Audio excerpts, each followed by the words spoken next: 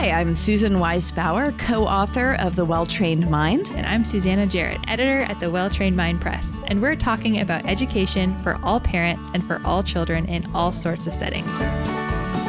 Today, we're going to talk about where classical education came from as kind of a setup for our next episode where we'll discuss where it's going.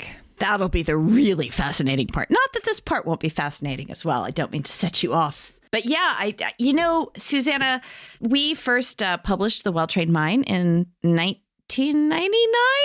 Wow. We're coming up on the 25th anniversary. Yes, I know. Oh, and we have some exciting news on that front, so you'll have to stay tuned for that. But yes, anyway, we noticed that after we published it, a lot of curricula started calling themselves classical, which we've talked about before, that weren't classical before. But I think what has happened is classical education has become a bit of a trendy term, and that means it's increasingly a loaded term. Would you agree with that? Right, it is. It's one of those terms where it means something different to different people. Some people associate it with rigorous and academic, while others associate with Catholic school, and even others seem to associate it with right wing. I think more and more I've seen articles in the news about classical education and kind of comparing it to a very specific, narrow political interpretation of education. Mm-hmm. I even found this example of that where an MSNBC guest was talking about classical education. I wanted to share it with you to get your thoughts. You did share it with me. And my response was, what is he talking about? So this is, and I know absolutely nothing about this gentleman, okay? This is Michael Jarrett. He was on an MSNBC show called The Readout with Joy Reid. And here's what he said. The viewers should know that classical education is one of those dog whistles that means CRT is not taught here. When those people like the Moms of Liberty oppose CRT, they say they want their children to have a classical education, which means like the stuff that the Daughters of the Confederacy want you to learn, the stuff that, says that George Washington was not a slave owner. That's the stuff that they figure is a classical education. I know, you sent me that, Susanna, and I think my actual response was, what the flag nod is he talking about? So what's your take on that quote? Right. Well, I think that unfortunately it's something that is not unique to him. I've seen this idea that classical education is some call it a dog whistle, some call it like a code word for very right-wing influence in the school system. And so I think that's where it becomes really important to tell this story of what is classical education, where did it come from, and where is it going? Even in our next episode, has it been hijacked by groups with political interests? Yeah, and I think so for those of you who tuned on to find out what we think about Hillsdale, you'll have to tune into our next episode, because this episode we want to talk about more of the sort of historical foundations of the term, to sort of set ourselves up then to talk about what is this becoming now. So we're recording this in 2023. Obviously, the political divisions in our country only get deeper and wider and more pronounced. And unfortunately, the term classical education is becoming part of that division. We don't approve of this. Do we approve of this, Susanna? We do not approve of this. We have our own definition that we're trying to build and trying to uphold of this system of education. It's always so much harder to give the moderate point of view, but that's what we're going to try to do here.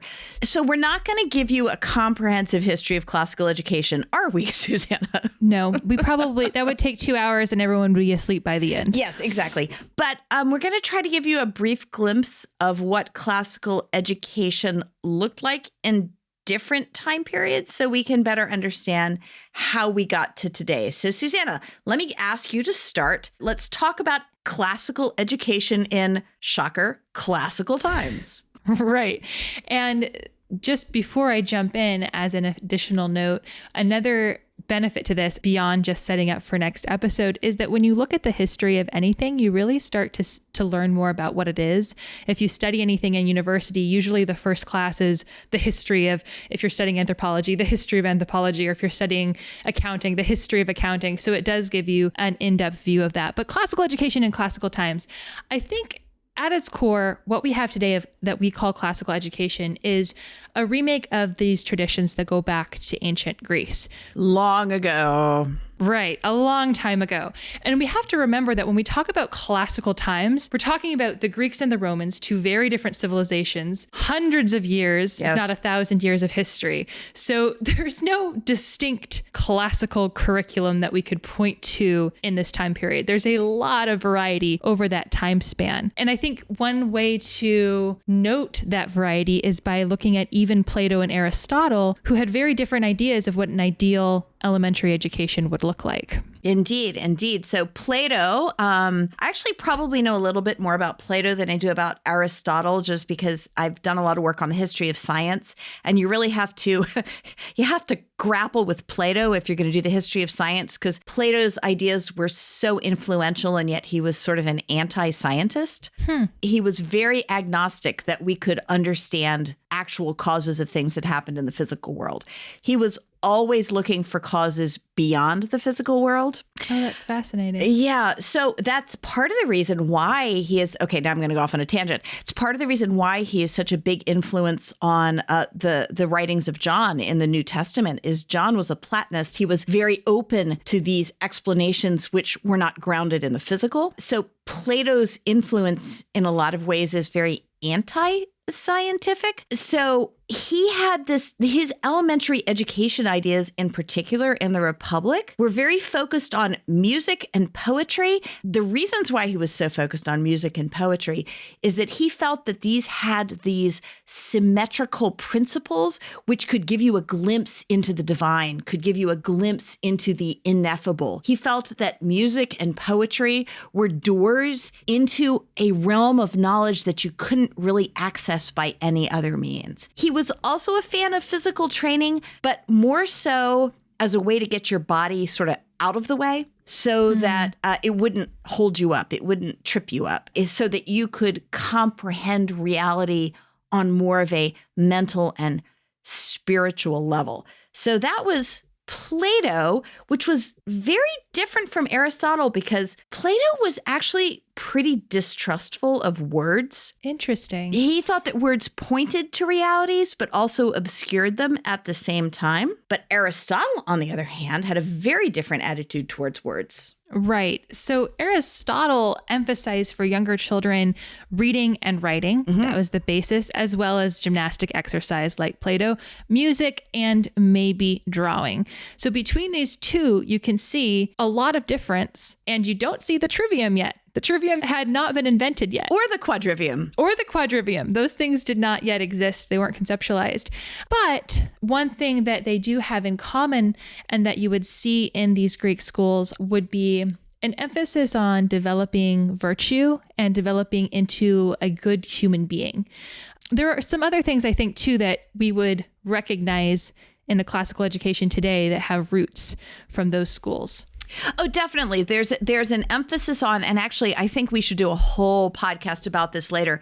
There's an emphasis on memorization and repetition, which is not in order to constrict or confine children, but to give them a basis of information from which they can work.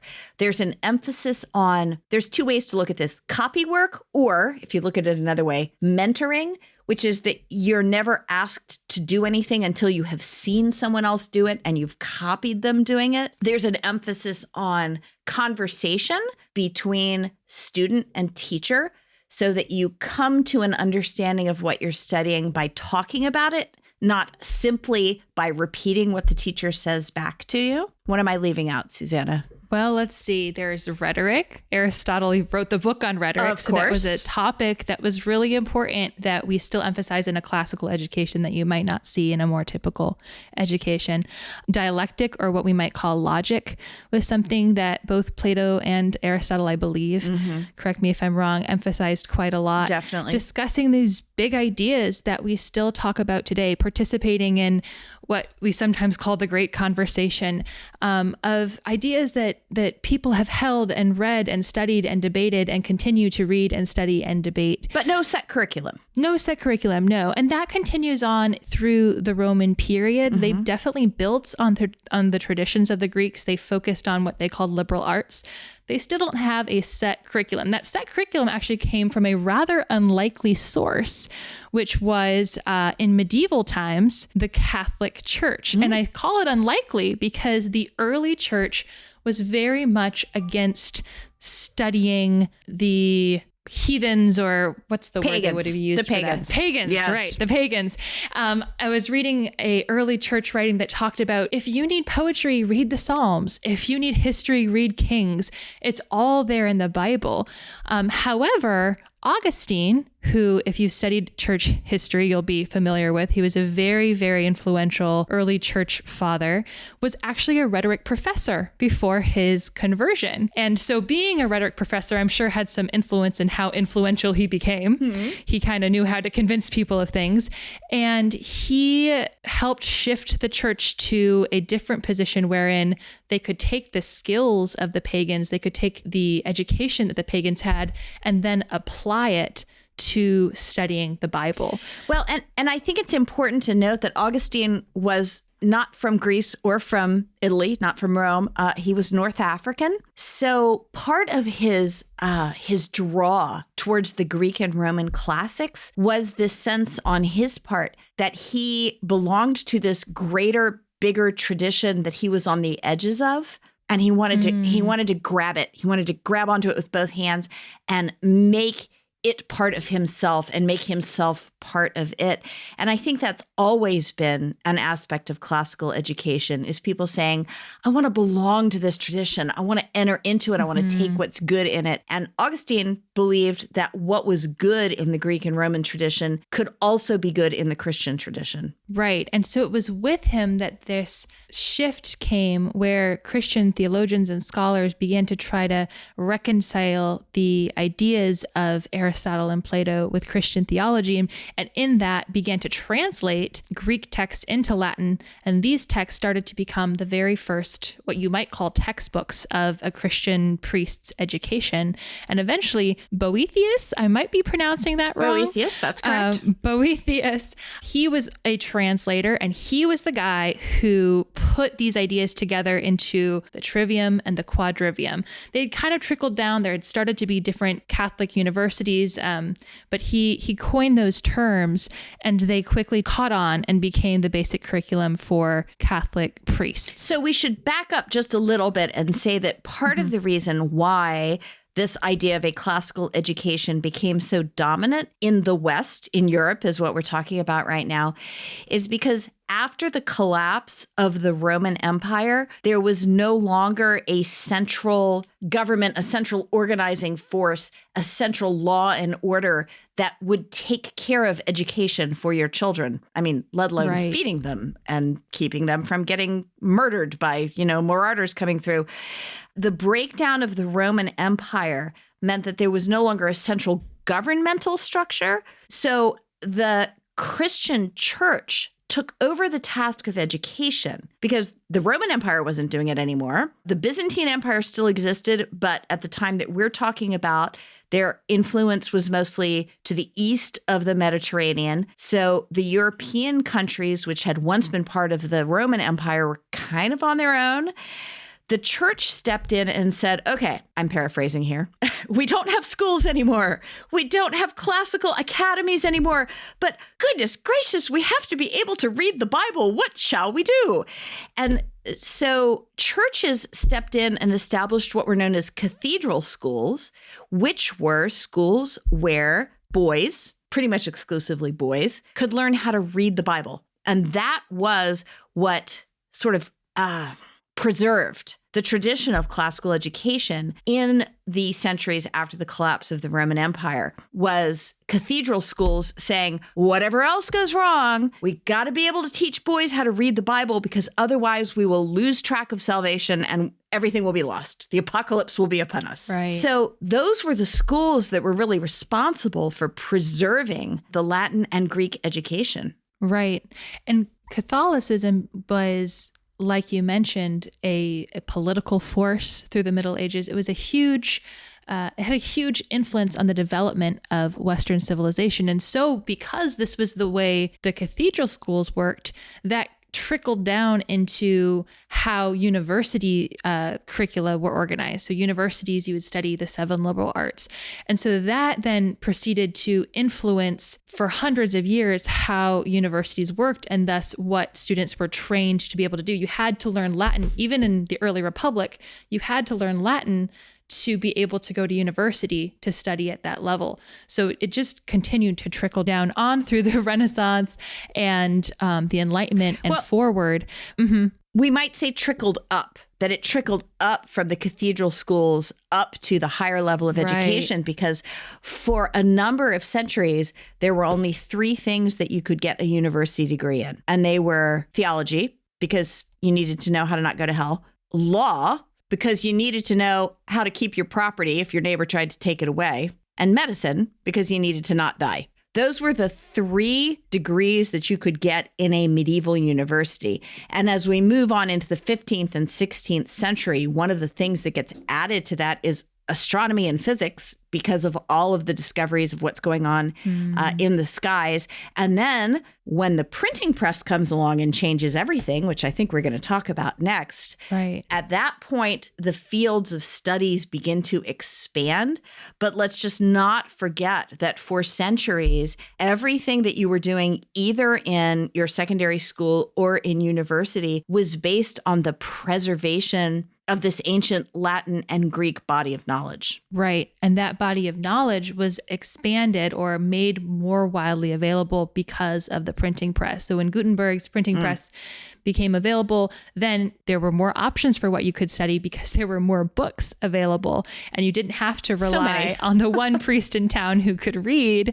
And that grew to the speeches of Cicero, for example, were translated and people started studying them more, and the humanists of the Renaissance became really interested in his writings and in other Latin authors. And so this tradition of learning Latin to study those works just grew and became an even bigger part of a Western education. Well, and there's so much that we haven't covered here. And if you'd like to know more about it, not to be self-serving, I would refer you to any of the books that I've written, because there's a whole thing that happens here with Latin and Greek works being inaccessible until the 14th century, when there were certain priests who managed to get into libraries in Spain, which was then held by Islamic empires, which were more friendly towards translating them into different languages. There's a whole history here that we won't go into because it would take us forever, but I do recommend to you The History of the Medieval World, The Story of Science, which I've written if you want to know more about that. I think we should take a big jump forward, Susanna. Let's do it. Because we are Americans.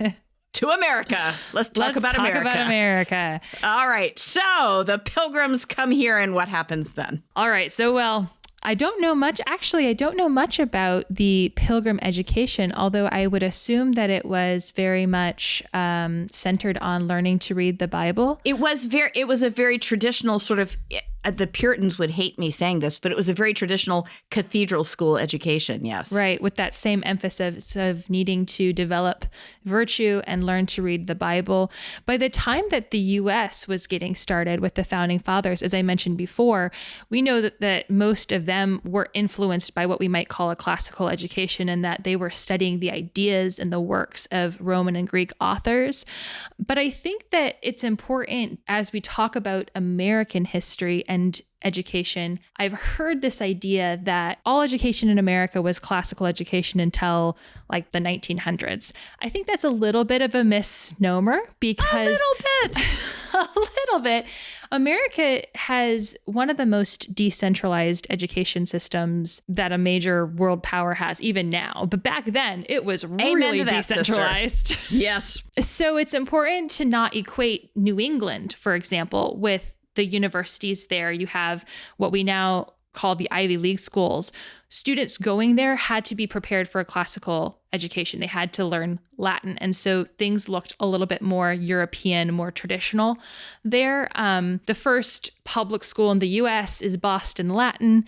It was started in the 1600s. I think it's still running as a classical school today. So there's a lot of classical influence on the East Coast and in those major cities. But with folks moving west, which was a huge part of our history, education was really anyone's game. I think we forget. Okay, we say we forget. I'm talking to you Northeasterners right now. If you're listening to this and you live in the Northeast Corridor, anywhere within an hour's drive of I-95, that is not actually the United States. It is one small part of the U.S. And students who studied in these Northeastern classically based academies did, in fact, receive sort of a traditional European education. But part of the reason why they received that education is because families that moved into these new urban centers in the original colonies, once they were established, tended to be pretty well off, relatively prosperous. They could afford to pay for their passage. They could afford to go and live in a new country that didn't have any industry yet because they had family money.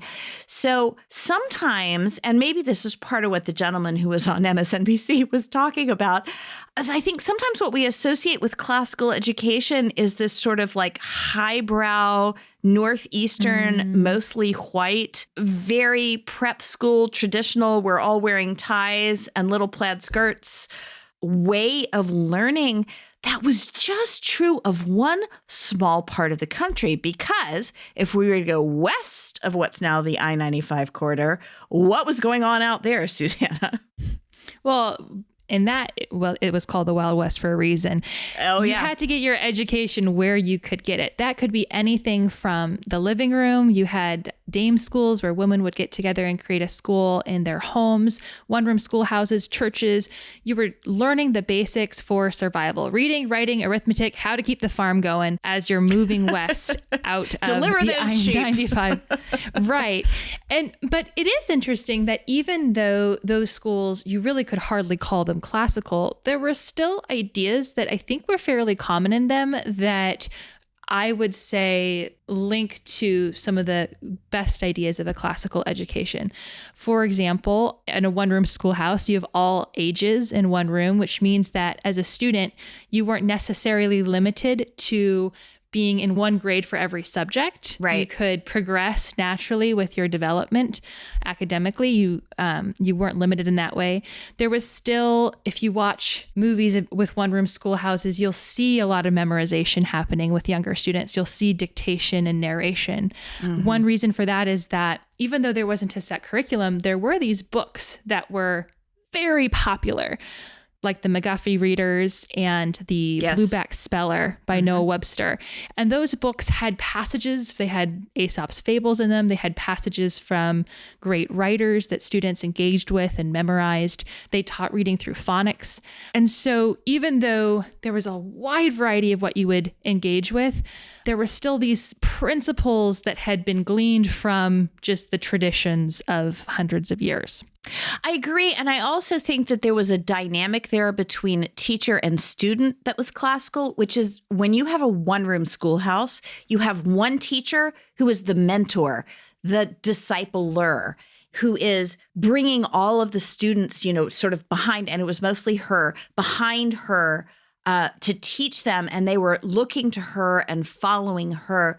So the dynamic between teacher and student was not that of what we would see now in an age-graded classroom, which we're going to get to in a minute, where here's the third grade teacher telling the third grade students what to do, and they're listening, taking in that knowledge, mastering it, passing a test on it, moving on to the next grade when they'll have another teacher.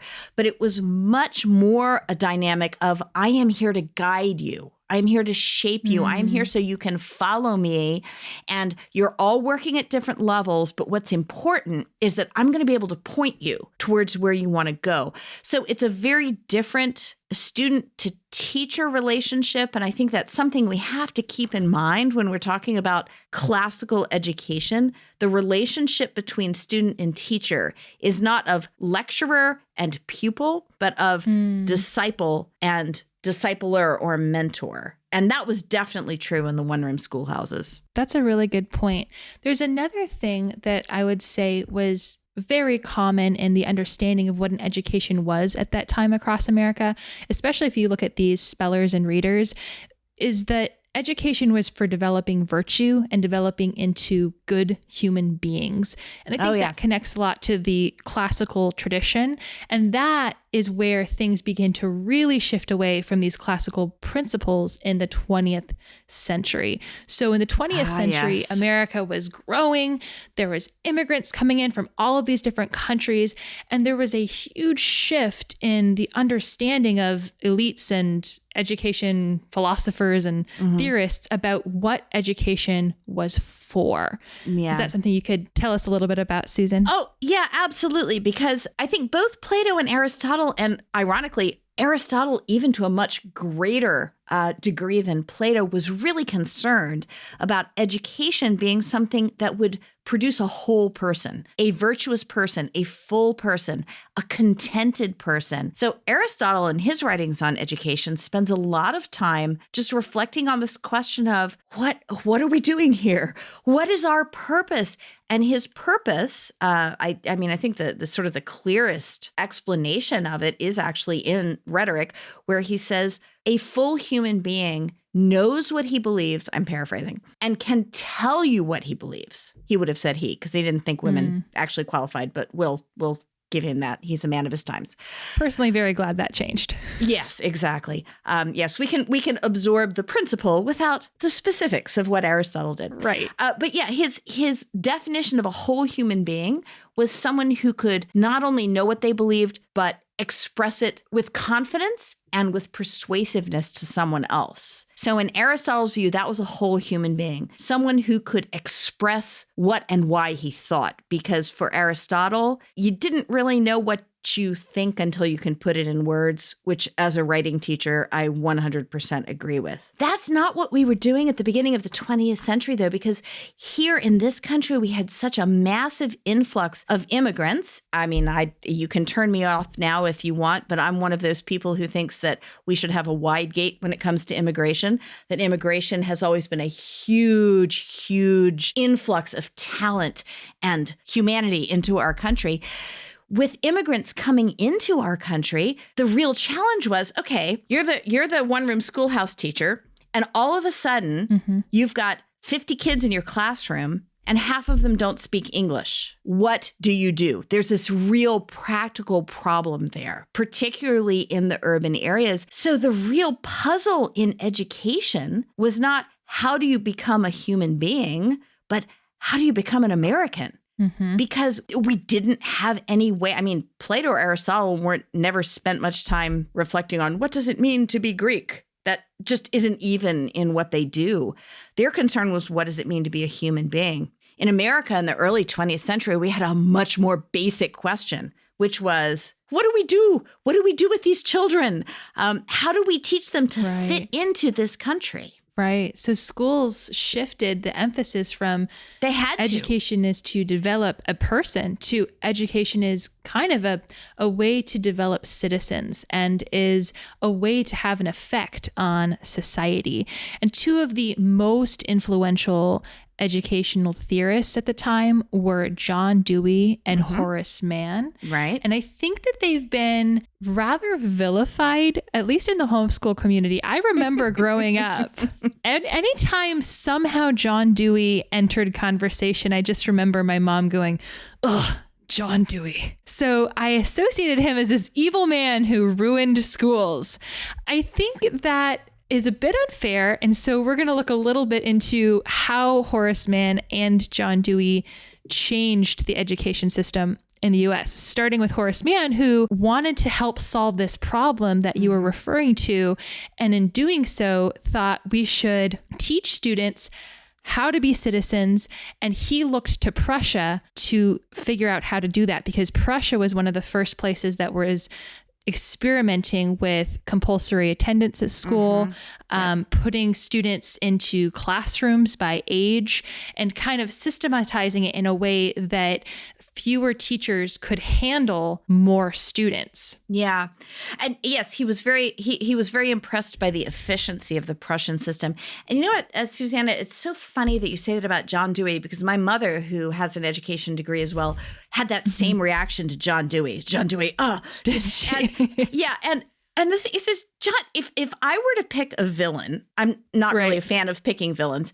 If I were to pick a villain in the American educational system, it would definitely be Horace Mann, not John Dewey. And we could talk about that in a minute. Yeah. But so Horace Mann went to Prussia in the early 20th century and was incredibly impressed. And he was the Secretary of Education for Philadelphia at the time. And Philadelphia was seeing one of the urban centers that was seeing a huge influx of immigrants. And he visited Prussia, I believe, in 1843, and he was so impressed by the Prussian educational system. Now, let's be very clear on this. The whole point of the Prussian educational system was to prepare boys to go into the army. Prussia was, and if you want to know more about this, go read The History of the Renaissance World. It's in there. I wrote about it. But Prussia was a very military-focused culture.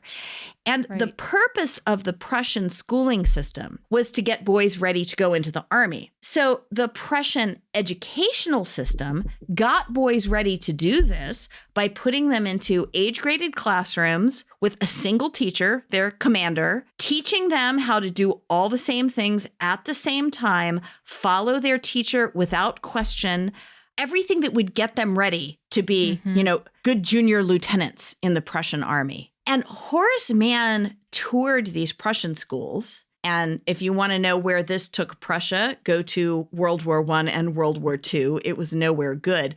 But Horace Mann was incredibly impressed by the efficiency of this system.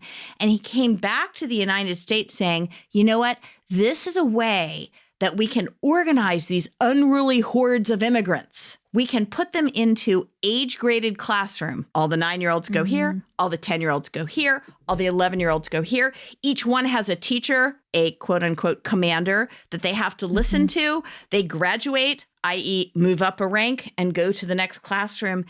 And it was very efficient because factory systems, which is what this was, are very efficient. So the curricula still had a lot of aspects of classicism in it. So there was still reading and writing and arithmetic and history and geography and grammar and all that stuff. There was still an emphasis on moral education. But Horace Mann's adoption of the Prussian system became, because it was efficient, the way that all of these overwhelmed urban areas could figure out how to fold these immigrants into the system. And it's the system that we're still living with today. And in so many ways, that particular innovation just militates against classical education. It doesn't encourage conversation, right? Because you don't converse with your superior officer. You just say yes, sir, or yes, ma'am. You're not allowed to ask questions. You're not allowed to grapple with moral ambiguities. You're not allowed to learn and understand. You are required to obey. Right. And that is just so antithetical. And it always surprises me that Horace Mann is not the big villain in American education. Seems like he needs a little bit more, deserves a little more gruff. Yeah, when you hear people talking about how the school system is preparing kids for factories and churning out students that are all supposed to end up the same versus creative, that all comes from the Horace Mann Prussian system. And it's in direct contrast, hearing you talk about this system, I'm thinking about how you described the mentor relationship that is so key to a classical education that existed in the one-room schoolhouse, because that's where that ended. That kind of the way that students related to teachers, the way that schools were set up, that shifted with Horace Mann. I think the John Dewey changes might be, if I had to characterize Horace Mann changed the school system, John Dewey influenced the curriculum a lot more in what he felt should be taught and how it should be taught. So John Dewey was actually opposed to Mann. He believed that it was really important to train students to become good citizens for a democracy to work. And for that to work, they had to be independent thinkers. They had to be creative. They had to be in charge even of their own learning. But in the American system, they were supposed to be passive, like you said, people who obeyed, people who were trained to be good factory workers. In the Horace Mann system, and we should say that Dewey's about 50 years later than Horace Mann. So by the time he comes along, the Horace Mann inspired system is sort of in full, it's working at full steam. Right. And so John Dewey is in so many ways a contrast or almost a reaction to Horace Mann. Why do you think he gets such a bad rap in the homeschool world? Well, I think there are two reasons. I think, first of all, unlike Horace Mann, he was an outspoken atheist. And being an outspoken atheist in America does not tend to serve you well. It's going to make people upset. I don't know that his outspoken atheism necessarily affected the way he talked about education. And now that I've said that, I'm sure we'll get messages. Of course it did. But he really wanted students to think for themselves, and his atheism was part of his own thinking for himself. I think that for conservative educators in particular, and this includes many original home educators, maybe not so much now, but certainly over the last 3 decades, people who are home educating have not encouraged a challenge to authority. And Dewey was all about challenging authority. He didn't think that you should study something if you didn't know why you were studying it. He thought that a student should have the right to say to a teacher, no, I'm not going to do that. I don't see any point, unless the teacher could show a good reason for it. I actually think that's pretty close to the ethos of classical education. I think one of Dewey had a bit of a what we might call a PR problem, which is that he was opposed to more things than he was a champion of. So gotcha. So he was a tearer down, not a builder up. And it's easier to tear down, I have to say. It's easier to tear down than provide solutions. It is easier. And I think a lot of what we see in public schools today that you and I think Susanna would agree doesn't work is perhaps Dewey influenced in terms of, no, we're not going to just do phonics. Why should we do that? Why would that work? We're not going to do that rote work. No, we're not going to have a set curriculum because that just turns children into factory workers. The problem there is that you've got to replace the thing that you don't want to do with something positive and productive. And I don't know that Dewey did a very good job of articulating what that should be. So what we've ended up with, I feel like, is these sort of Horace Mann inspired classrooms, which are single age, very rigid, very inflexible, combined with a Dewey inspired rejection of old methods, almost for the sake of rejecting the old methods. Not because the methods being rejected have been shown to be ineffective. And so maybe that brings us up to the, beginning of the 20th century and perhaps even Charlotte Mason. Right. So that it kind of leaves education in a rather sad spot in a way where you've got a toxic mix of maybe their worst ideas come to play and really be adopted quickly across the US. I mean, this is, when I was teaching in public school, I definitely saw what you were talking about with just almost the extreme of Dewey's ideas.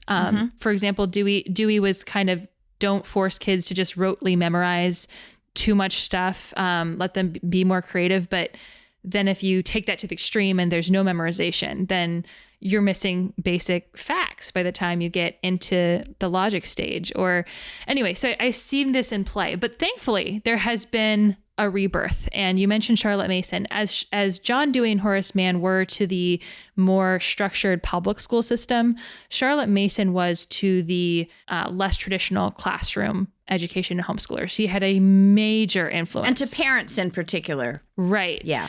She was a British educator who was trying to correct certain trends that she saw in the education system. A few of those things were that she noticed that only wealthy children were receiving a liberal education, while poorer students were being taught trade skills and sent into the workforce earlier without a rich education. And that reminds me of what you said earlier about, the Northeast and this idea that classical education is for the rich and privileged. And she noticed that and she said, no, that's not what it should be. All children benefit from being educated. She also noticed that teaching had become overregulated. Yeah. And that students were their whole being wasn't being addressed. Their whole self. Right. Which definitely Plato and Aristotle, because something that definitely falls out of the curriculum as you move on with Mann and Dewey is the idea that, people should move.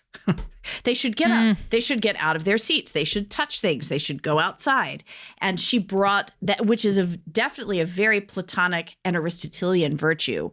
So she kind of brought that back into teaching. Yeah. When I was teaching in public school in the middle of COVID, we had just started coming back a little bit, very carefully with masks, only 1/3 of students at a time. And I wanted to take my kids outside, and the administration said, no, that's not safe. And I was thinking, outside is the safest place to be right Safest place to be. I know, right? Charlotte Mason would have loved you, Susanna. But what they meant was that they didn't trust the students. Those students they came in and sat in their classroom at 8:45. We monitored their transition in the hallways between classes. They were expected to move silently in the hallways from class to class and then sit for another 45 minutes. They were treated like prisoners. I mean, it was really, really hard for me to believe that they were going to be fully open to learning and exploring and getting excited about everything when they had been sitting for 6 hours straight by the time they got to my fourth block. Yeah, no. And, I have to say that as the mother of 3 boys and then daughter on the end of it, but the 3 boys, I cannot imagine having children be inside and still for that long. And Charlotte Mason would 100% have agreed that this was an overregulation. But of course, what Charlotte Mason was seeing, so let's make this distinction because I think it's important. Mm-hmm. She's British. The British at this point were not seeing the same challenge in terms of an influx of immigrants. That came for the British later. So in the US, I think we were dealing with a challenge that the British had yet to see. Right. What do you do with these numbers of people? And I have to say, it's a problem that remains unaddressed in a lot of urban schools now. Right. But she did have the luxury to say, okay, let's go outside and move around and nurture the whole person. Let's not just think about citizens. Let's think about the whole person. Right. And again, that's not even now, these ideas, Charlotte Mason ideas, Maria Montessori ideas, there's been ideas that have trickled into the U.S. public school system where we're still kind of grappling with how to handle this issue of helping students become citizens and dealing with huge amounts of students. But I think there are things that they're experimenting with. I worked at an experimental public Montessori school, and it was a world of difference. You still had classrooms, but there was a little bit more mixed ages. There was a lot more going outside. A lot more freedom of movement for students. So these are things that are even today being experimented with and built into the system, but it's it's a difficult problem. Sure. Well, and then that brings us up to, and I think this is probably where we should end, Susanna, or begin the next episode. That brings us up to Dorothy Sayers, 1947 essay called The Lost Tools of Learning. And, Sayers had been educated at, I'm going to say it wrong. It was either Oxford or Cambridge, and whichever one I say will be wrong, and then people will be up in arms. Oxbridge. Can I just say Oxbridge? That works. That's safe. Okay. That's where she was educated.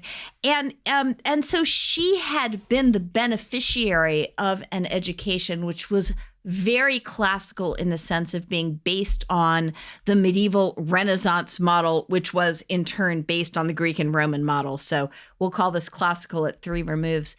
And I think it's important to remember, and we will pick up this again in our next episode. I think it's important to remember that Sayers was not a parent and she was not a teacher, but she was a really clear thinker. She had ideas about education, and she had read a great deal about educational psychology and how children's minds develop. And what she did was she took the medieval Renaissance idea of the trivium and quadrivium, and she mapped it onto these ideas having to do with the intellectual development of individual students. And that is where We then begin with what I would call modern neoclassical education, which really focuses on the trivium, the grammar, logic, and rhetoric stages.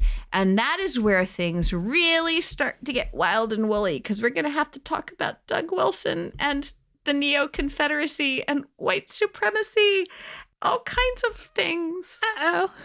It's going to get interesting. Yes. So this one essay sparked what you might say a resurgence of classical education. And that was for multiple groups, for Douglas Wilson, for homeschoolers. There was secular movements as well, trying to get it into public schools. But unfortunately, we don't have time for that today. We are going to get into that nitty-gritty where classical education is going in our next episode. And we will tell you why you know what? The sad thing is, we can get into this in our next episode, Susanna, is I really don't want the phrase classical education to become a dog whistle for white supremacy or a particular type of history that doesn't look at racial injustice or other difficult things. I write history. It's what I do. Right. History's full of really awful things. I have a horrible feeling that's where we're headed, but maybe you and I can do our best to right the ship. Right. It does feel that the Well-Trained Mind Press is kind of fighting to keep the term alive and meaning what we want it to mean. I know. I hate to tell you that sometimes I feel like that's a losing battle, but I don't know, if we can't keep classical education alive, maybe we can come up with another term that will become identified with us. And if you have another term, you can always email us at podcast@welltrainedmind.com. Yes, please do. Help us rebrand. Right. But to close out, I think this whole discussion is just another reminder that classical education, if you see a textbook or a curriculum with classical education slapped onto it, it is not a term that comes with a regulatory body that controls what that means. It's not USD organic. It doesn't mean anything specific. It can mean so many different things at so many different times. And we're going to get into that more. But for those of you at home, look up your classical school, look up your classical curriculum, ask questions, and try to figure out what type of classical education they are talking about. Click on that about button and find out who they reference and how they define classical education, and stick with us. And thank you for being with us today. Thank you so much for joining us. We would love to hear from you. You can email us at podcast@welltrainedmind.com, and we will be back with our next episode very soon.